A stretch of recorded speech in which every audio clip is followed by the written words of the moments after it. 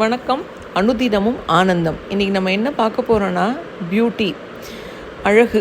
எல்லாருமே ஏதோ ஒரு விதத்தில் ரொம்ப அழகானவங்க. அவங்க கேரக்டர்னால், பேச்சுனால், முகபாவனையினால், பாடி லாங்குவேஜ்னால் எல்லாருமே அழகானவங்க தான்.